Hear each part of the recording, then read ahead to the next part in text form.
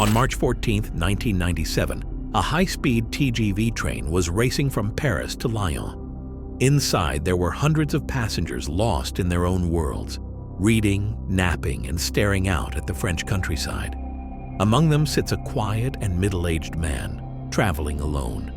His name is Ibrahim Kobani, a top explosives engineer for Hamas, the militant organization of Palestine. By the evening, Kobani is dead. No scream and no witnesses. He simply stopped breathing in his seat as the train continued at 300 kilometers per hour.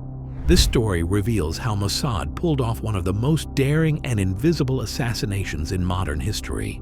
Before we start, don't forget to smash the like button and subscribe to our channel for more similar videos. A silent assassination right inside one of France's busiest trains. And almost no one even noticed. Ibrahim Kobani wasn't just any man. He was a genius in the art of destruction. Inside Hamas, Kobani was the backbone of their explosives program, designing advanced bombs that were smaller, deadlier, and harder to detect. He was the man training the next generation of bomb makers, the one who could turn an ordinary car into a devastating weapon. For Mossad, this was a nightmare. Every new explosive Kobani developed meant more Israeli lives were at risk. Mossad's mission was not just about finding a man. Kobani did not stay in one place for long. He had fake passports, safe houses, and a network of handlers helping him move across Europe. He traveled under different names, sometimes as a businessman, student, or even as a doctor. But Mossad had their eyes everywhere. European airports, hotels, and even embassies, the agency had built an invisible web of informants and electronic surveillance. A single phone call from Kobani to his contact in Damascus was all it took to light up Mossad's radar.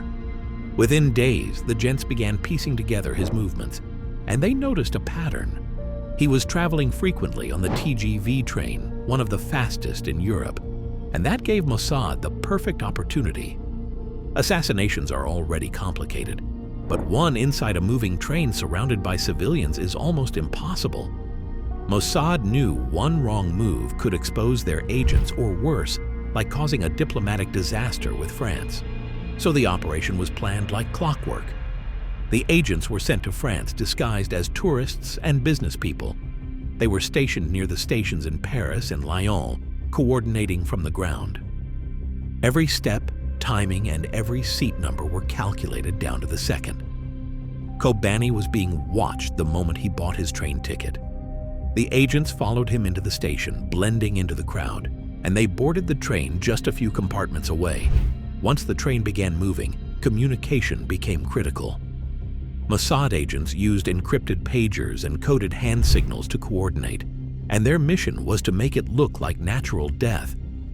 So how do you kill a man without anyone noticing? This is where Mossad's true expertise came in. Reports suggest Kobani was injected with a fast-acting nerve toxin, possibly a modified chemical similar to what intelligence agencies used during the Cold War. The toxin was so potent that it caused cardiac arrest within minutes, but left almost no trace in a basic autopsy. One agent, disguised as a passenger sitting beside him, engaged in small talk during the journey, offering him coffee or adjusting his luggage overhead. Somewhere in that brief moment, the fatal dose was delivered. No one screamed, and no one saw anything strange. Kobani simply went quiet. By the time the train reached Lyon, the Mossad agents had already blended back into the city crowd. To everyone else, it looked like a passenger who had died of a heart attack, but only the Mossad knew that the mission was a success. When French authorities discovered the body, confusion erupted. There were no wounds and no signs of struggle. The mystery deepened when intelligence sources quietly confirmed who the man really was. This was not a tourist. This was a wanted Hamas bomb maker on Israel's kill list for years. Behind closed doors, investigators began connecting the dots, and everything pointed to one conclusion: Mossad. But France couldn't prove it, and Israel, as always, refused to comment. This operation was not just about revenge. The assassination of Kobani was just one chapter in Mossad's long history of covert operations from tracking Nazi war criminals in South America to eliminating terror masterminds across Europe and the Middle East.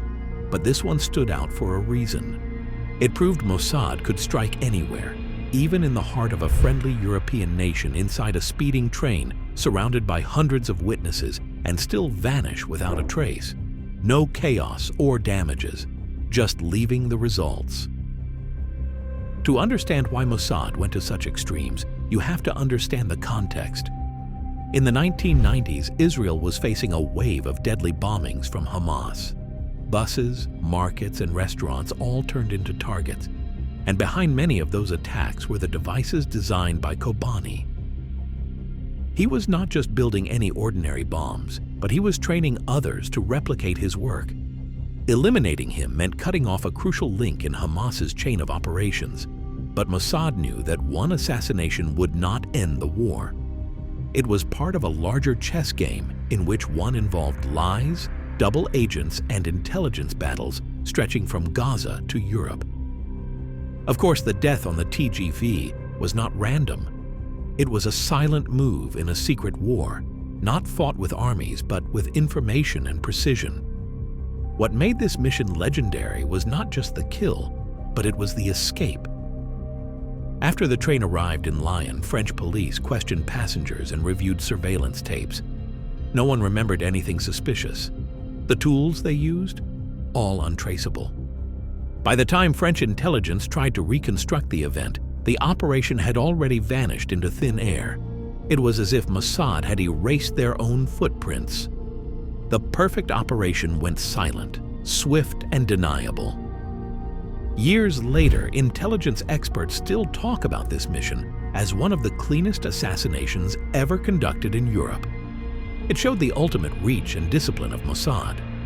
It is an agency willing to cross borders, infiltrate systems, and operate with machine-like precision. Mossad again and again shows the world that they can run and hide, but whatever it takes, Mossad will find them. For Hamas, Kobani's death was a massive blow. Their explosives program was crippled and paranoia spread among their engineers. They began suspecting spies within their own ranks. Meanwhile, France quietly strengthened its counterintelligence network and determined not to let such an incident happen again. But Mossad? They moved on to their next mission, because for them, the mission never truly ends. The assassination of Ibrahim Kobani inside a moving train remains one of Mossad's most mysterious and chilling operations. No gunfire, car chases, and no trace. Just a man who boarded a train and never got off alive.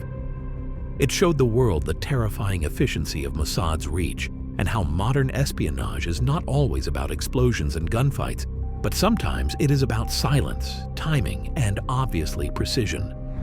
Even today, no one has officially taken credit for the operation, but intelligence veterans agree only Mossad could have pulled off something like this. A reminder that in the world of intelligence operations, the deadliest moves are often the quietest ones. So yeah, tell me, what do you think? Was this pure justice or a dangerous step too far? Let me know your thoughts in the comments section. And don't forget to like, share, and subscribe to our channel for more real-life spy stories that sound straight out of a movie. Thanks for watching.